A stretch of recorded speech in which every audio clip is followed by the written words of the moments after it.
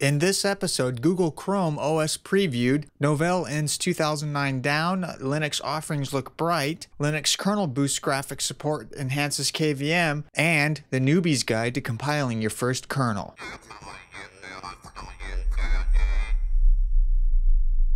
QuickSurf Internet Media presents Linux News Log, separating the Linux and open source signal from the noise.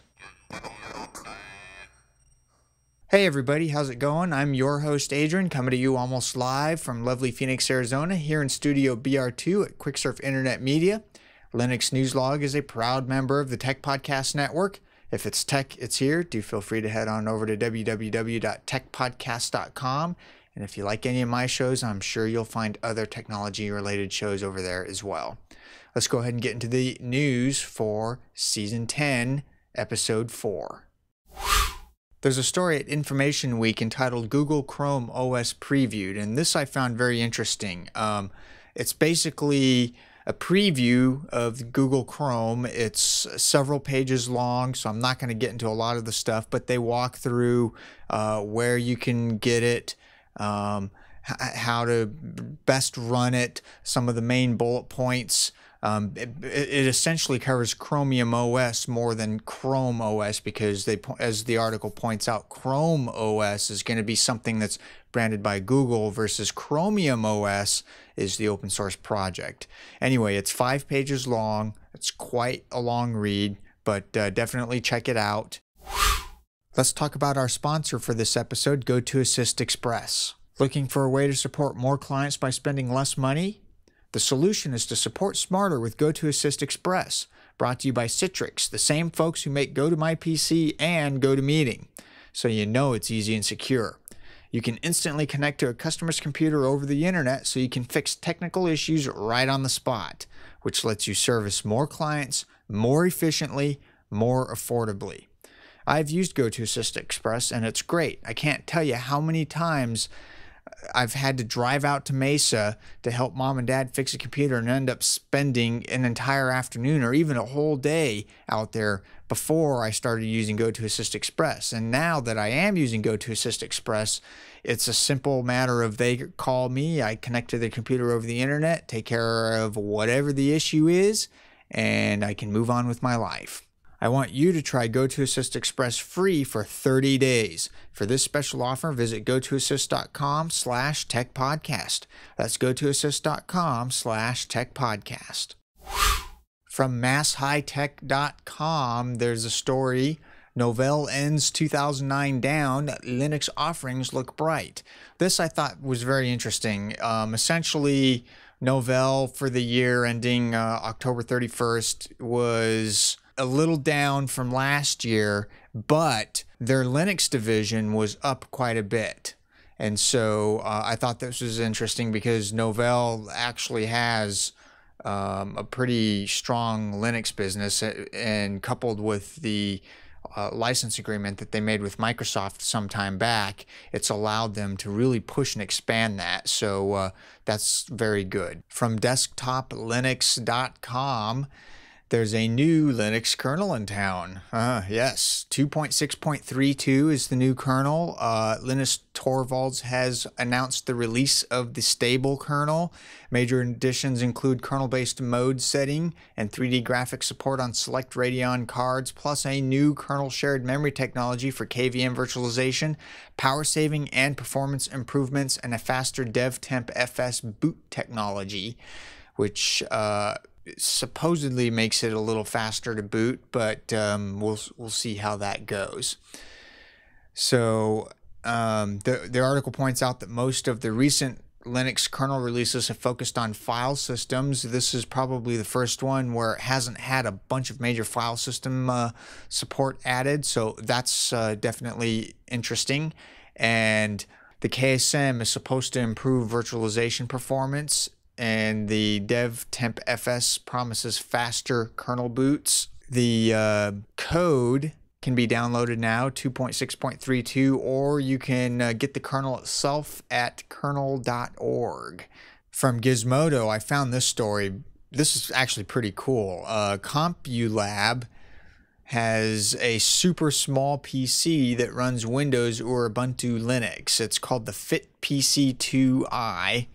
It won't run Crisis, but CompuLabs claims this is the world's smallest dual gigabit Ethernet equipped PC. It measures just 4 inches by 4.5 inches by 1.05 inches. It has an Atom CPU, which you can get at 1.1 or 1.6 gigahertz, and has room for a 2.5-inch SATA hard disk, basically a notebook hard drive.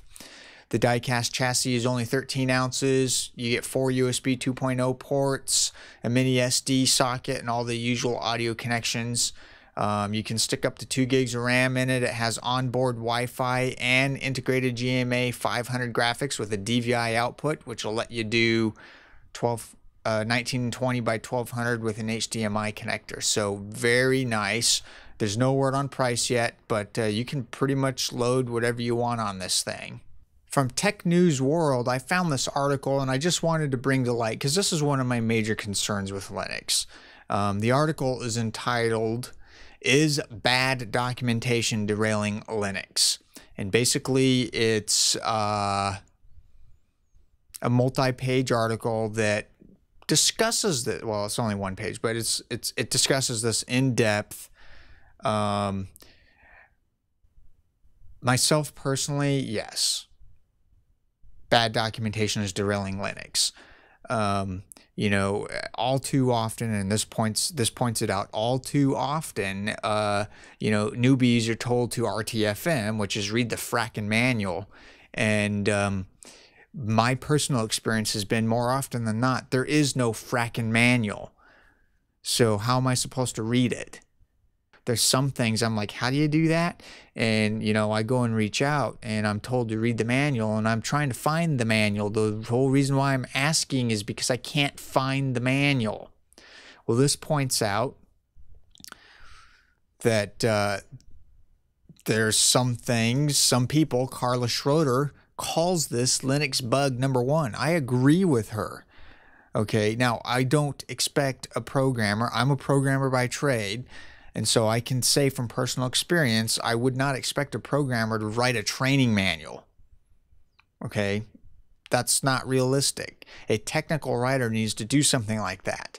However, I am fully supportive of, if you write code at an absolute minimum, you should do a man page. Document all of the command line options. Document what the expected behavior is. Potentially provide a few example scenarios.